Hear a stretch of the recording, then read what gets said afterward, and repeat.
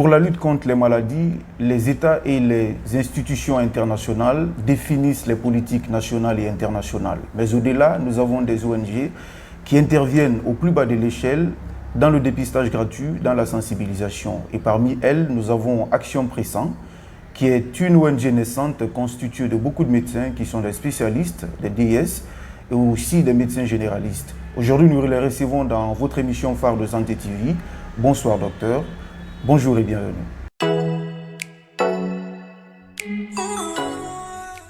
Encore une fois, bonjour et bienvenue dans votre émission Bonsoir docteur. Nous recevons docteur Ismaël Thiam.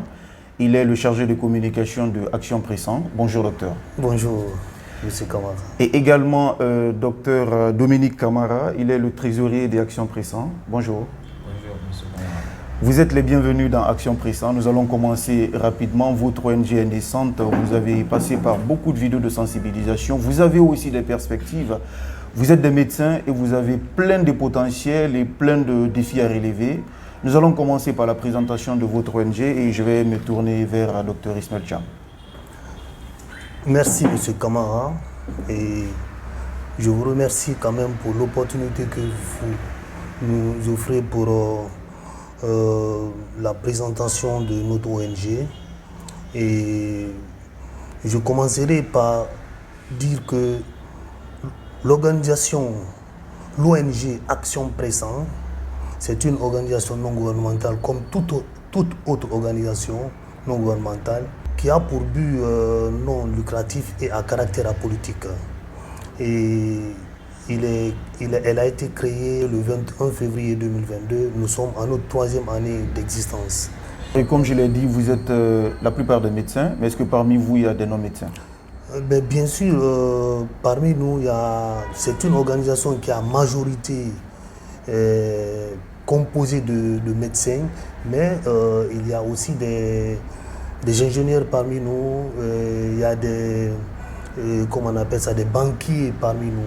Donc voilà un peu l'ossature. Justement. Voilà, Docteur Dominique, vous êtes souvent des spécialistes. Vous êtes DIS, vous êtes médecin généraliste, on sait combien de fois les médecins y sont occupés.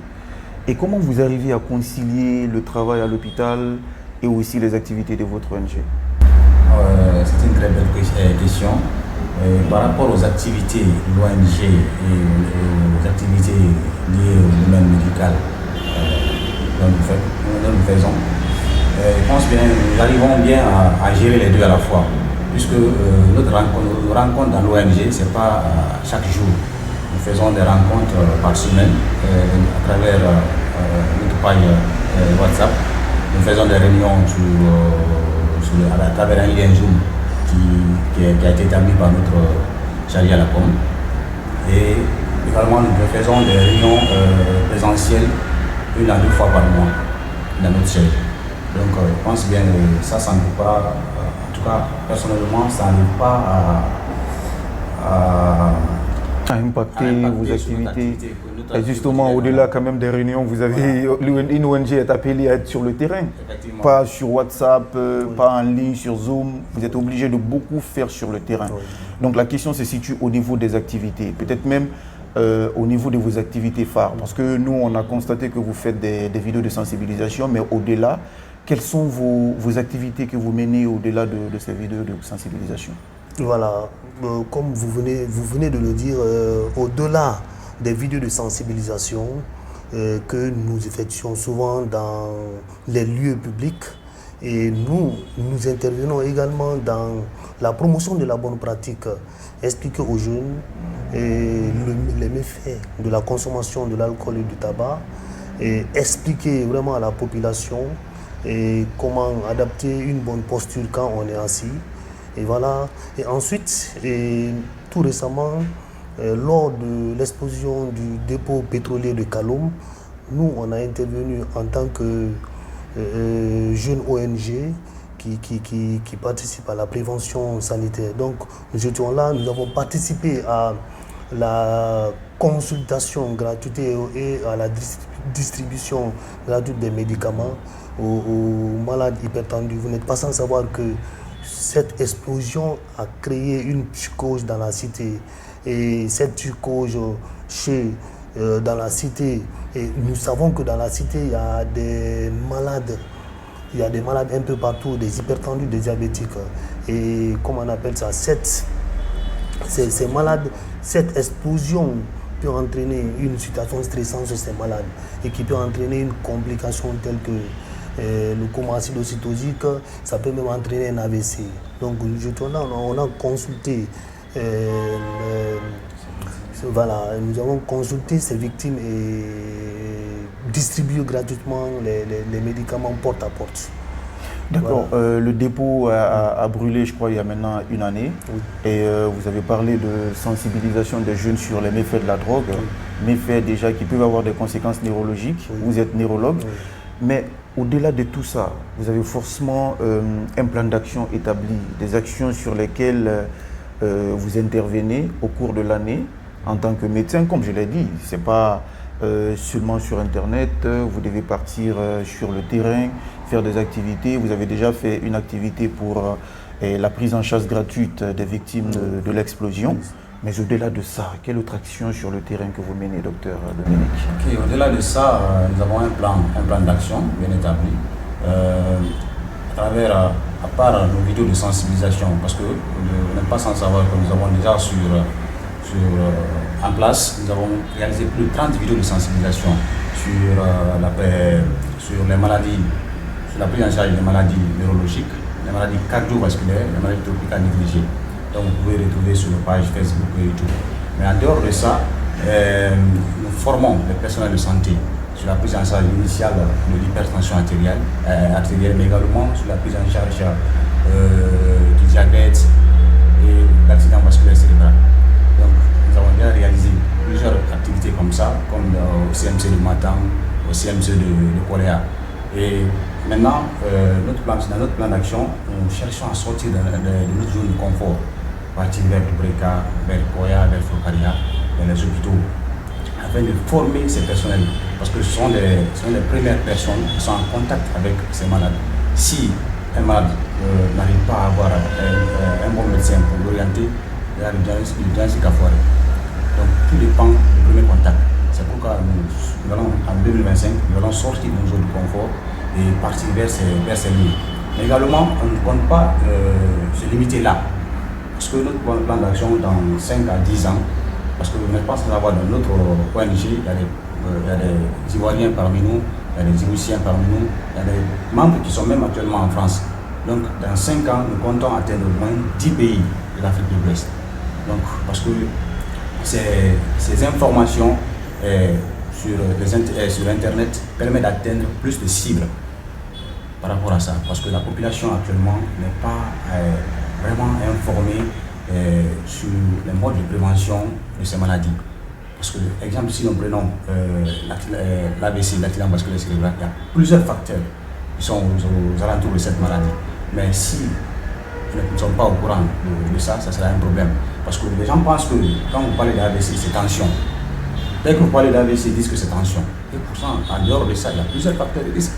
Il y a l'hypertension artérielle qui est le chef de file, il y a le diabète qui est là, il y a les dyslipidémies qui sont là, il y a la prise même des contraceptifs par les femmes, les pilules, comme ça, la prise même des comprimés excitants par les jeunes actuellement, la consommation de l'alcool, du tabac, ce sont des facteurs de risque. Si on n'informe pas la population par rapport à ça, tout le monde est à risque par rapport à ces maladies. Ok, mais au-delà de ça, il y a aussi les gestes de premier secours. Vous avez parlé, docteur Dominique a parlé de formation du personnel. Oui. Nous pouvons nous rendre compte, quand nous partons dans les structures sanitaires de base, les centres de santé, les CMC, et peut-être même les postes de santé, on trouve qu'il y a du personnel, mais et les gens ne sont pas formés à la prise en charge, non seulement aux gestes de premier secours. Oui, oui. Et au-delà de ça, même la population, parce qu'il n'y a pas que les médecins qui en ont besoin. Oui. Il y a déjà les ONG internationales qui sont là, comme la Croix-Rouge qui fait tout ça. Oui. Mais est-ce que vous avez ça dans votre plan d'action?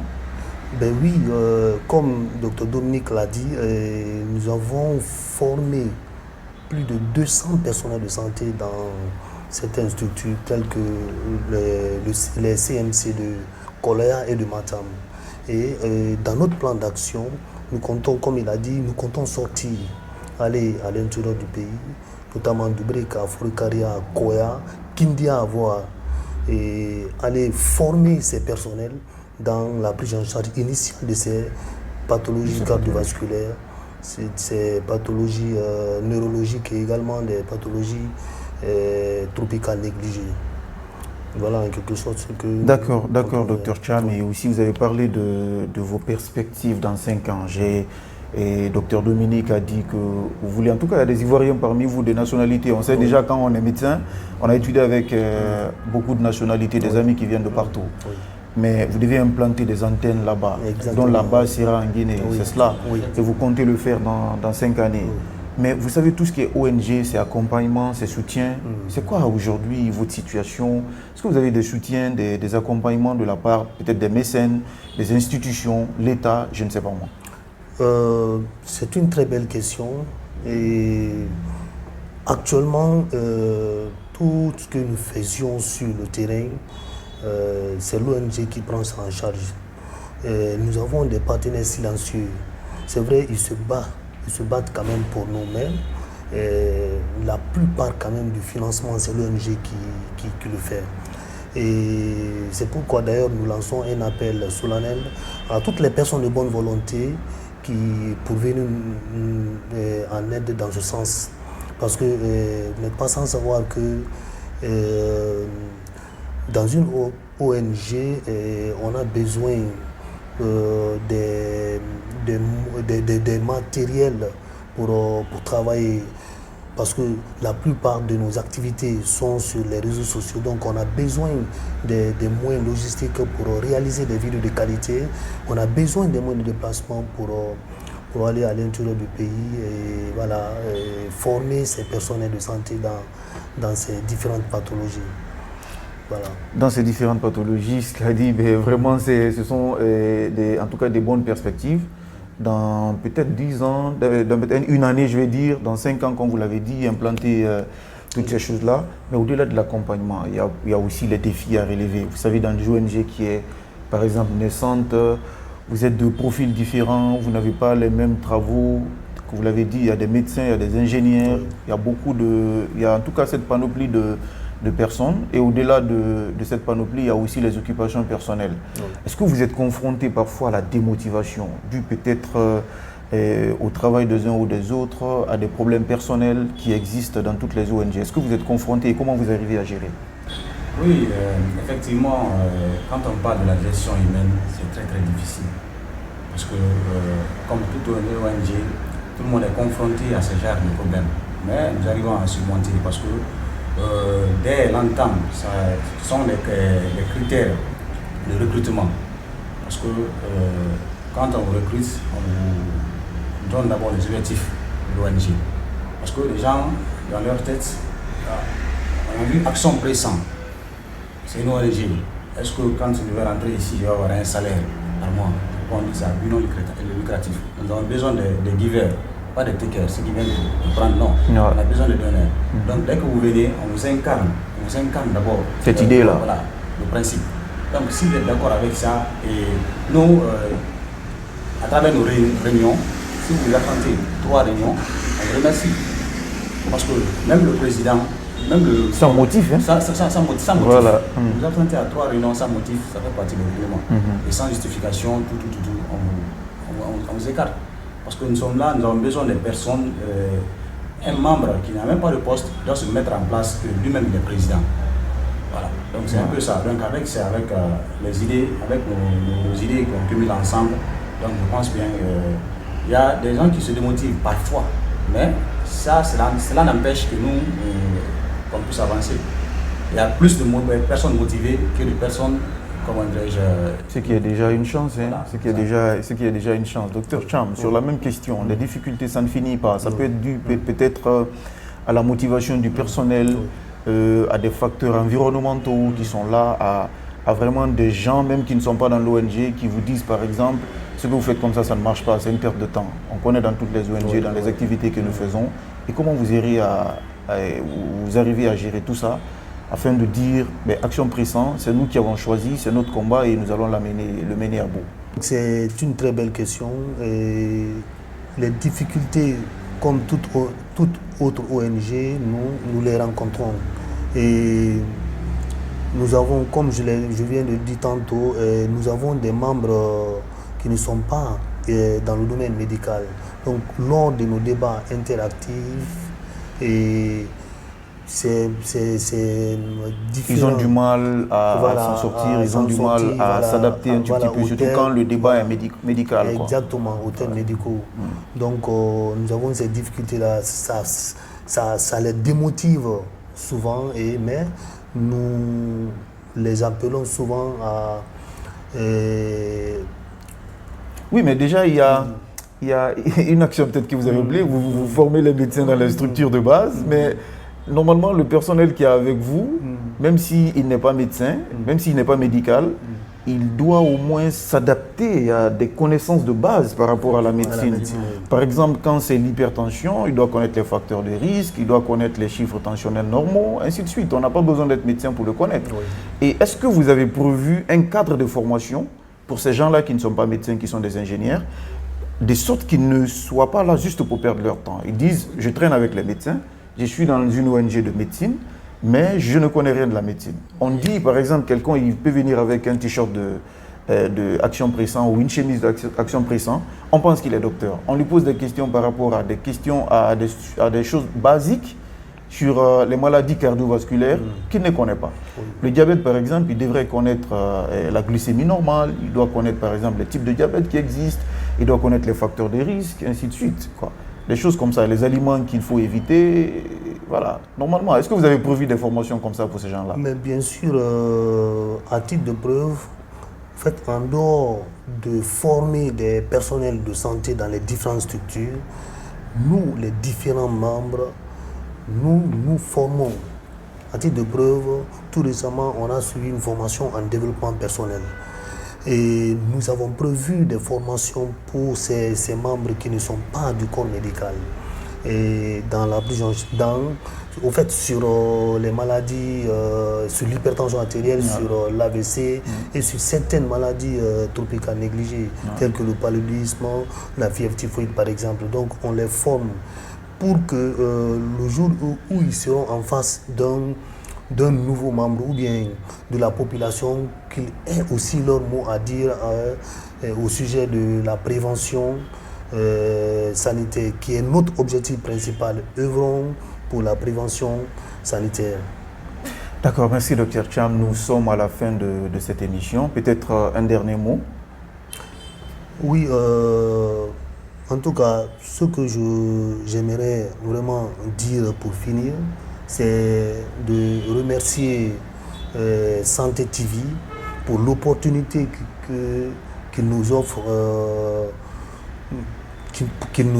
et pour tout ce que vous faites dans la prévention sanitaire, dans le domaine de la santé, et demander également à la population que l'Action Pressant, c'est une nouvelle ONG qui vient de naître, qui n'a pas encore atteint les 5 ans. Nous sommes à 3 années d'existence et que nous demandons à toute personne, en tout cas à tout personnel médical de rejoindre cette organisation et afin de prévenir ensemble certaines maladies que nous négligeons.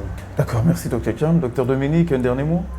Oui, le dernier mot est que je lance un appel solennel à toutes les personnes de bonne volonté qui veulent adhérer à cette ONG, parce que nous sommes dans les périodes de recrutement. Ouais. Actuellement, nous avons lancé un appel de recrutement à 300 membres. Donc, le processus est en cours. Donc, toute personne qui veut vraiment adhérer à cette ONG, la porte est grandieusement ouverte. Ouais. Voilà, donc je remercie également votre santé TV pour cette opportunité. Notre ONG reste ouverte pour toute autre opportunité et une remercions au nom du président de l'ONG. Nous allons travailler ensemble parce que déjà vous intervenez dans les pathologies qui nous intéressent. Nous allons le faire ensemble. Mesdames et messieurs, nous sommes à la fin de cette émission. Nous avions sur le plateau Dr Ismaël Cham, il est DS en neurologie et il est le chargé de communication de Action Pressant. Et aussi Dr Dominique Camara qui est également DS en neurologie et Il est le trésorier des Actions Pressant. Vous avez suivi cette émission avec beaucoup d'intérêt. Ils ont détaillé leur plan d'action, les défis qu'ils rencontrent et également leurs perspectives dans les 5 prochaines années. Merci de nous avoir suivis. Nous étions dans Bonsoir Docteur sur Santé TV. À très bientôt.